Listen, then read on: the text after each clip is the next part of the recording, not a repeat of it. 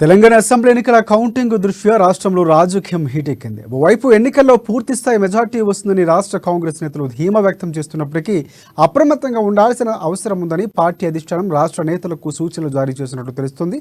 కౌంటింగ్కు ముందు అభ్యర్థులు ఎవరు చేజారకూడదని, ఎలాంటి ప్రలోభాలకు లోను కాకుండా ఉండేందుకు అధిష్టానం చర్యలకు ఉపక్రమించింది. పార్టీ అభ్యర్థులందరినీ హైదరాబాద్ రప్పించాలని యోచిస్తున్నట్లు తెలుస్తోంది. ఇక నగరంలోని హోటల్ తాజ్ కృష్ణలో అభ్యర్థులకు ఏసీసీ ప్రతినిధులు దిశానిర్దేశం చేయనున్నట్లు కూడా సమాచారం అందుతుంది.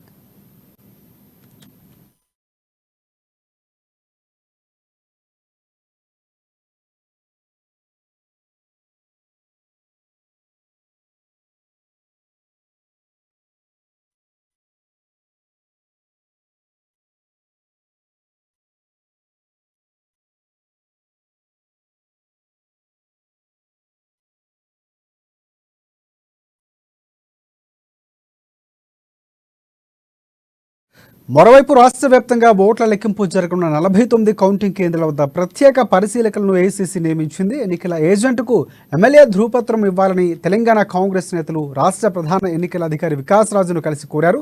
అయితే అలాంటి వెసులుబాటు ఏదీ లేదని వికాస్ రాజు వారికి స్పష్టం చేసినట్లు తెలుస్తోంది.